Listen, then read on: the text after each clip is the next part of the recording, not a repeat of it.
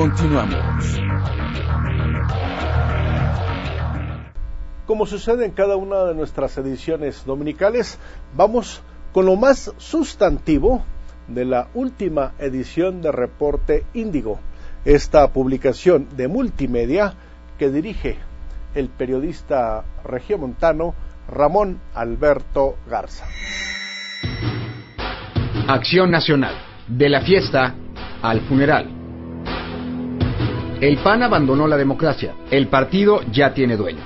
La frase es lapidaria y no viene de sus rivales. La sentencia nace desde adentro, en la entraña misma de sus mejores y más lúcidos militantes. Y esta no es una simple percepción, los hechos la avalan. Las dos más recientes elecciones de su dirigente, las que se dan bajo la presidencia de Felipe Calderón, son las únicas con candidato único. Salvo en su fundación, cuando el PAN apenas se construía, se vivió la experiencia de la no competencia. Y acaso la escaramuza de 1984 cuando se instaló a Pablo Emilio Madero, con sus bemoles. Por eso la asamblea del 8 de agosto no fue ni la sombra de lo que fue la del 8 de diciembre del 2007. En las dos asambleas, el común denominador era que no se iba a una elección, sino a la imposición de un presidente nacional albiazul. No había rivales. Pero la del 2007, la de Germán Martínez, fue de jolgorio, de fiesta entre los consejeros. La de este año, la de César Nava, se asistía a un funeral en el que algunos consejeros se resistían a entregar el partido a un dueño. Y no era para menos. Así fuera el mismo Germán Martínez el que con un discurso de autoflagelación se rindiera a sus propias pompas fúnebres tras la derrota del 5 de julio. Más que llantos, lo que se asomaba en el auditorio Manuel Gómez Morín eran caras largas, rostros molestos por la traición a los principios y los procedimientos. Es cierto que para la estadística el nuevo presidente del PAN fue aceptado sin contrincante por 290 votos, pero también es cierto que los 39 nulos y las 19 abstenciones dejaron una herida muy profunda. Más que los 290 que dieron el sí, valdría la pena que algún día se conocieran los nombres de los 58 que nulificaron o se abstuvieron. Se vería entonces la dimensión del cisma. Y es que las formas no se cuidaron, el control sobre la disidencia fue excesivo, la censura en el sistema de televisión que alimentaba los medios deplorable y aún la exclusión de oradores inscritos más lamentable aún. No hay duda de que el partido salió más dividido, golpeado, dolido de sí mismo. Y solo será la habilidad de César Nava la que pueda crear la posibilidad de un reencuentro o terminar de consumar en el 2012 las exequias para lo que prometía ser la opción democrática del cambio en México.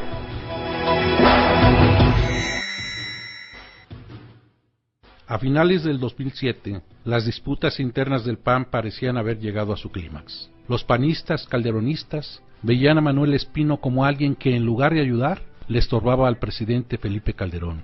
En cambio, para el entonces dirigente del partido y los no calderonistas, era precisamente el equipo de Felipe Calderón, si no es que el propio presidente de la República, el que los agredía constantemente.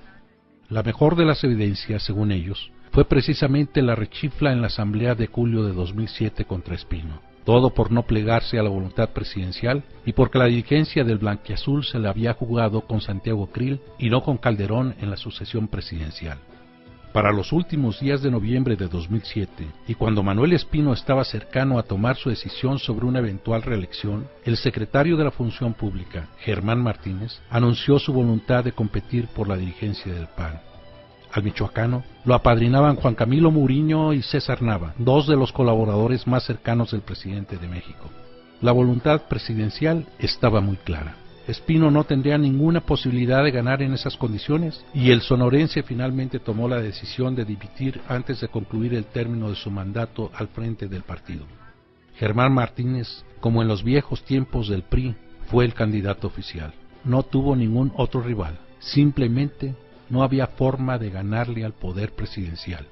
De esta suerte, Germán Martínez no solo fue el candidato oficial, cosa que ya había ocurrido antes, sino que además era el único, y esto sí que era una novedad en la historia reciente del PAN. La arrogancia había ganado, aunque nadie imaginó que el PAN, más que Manuel Espino, sería el derrotado.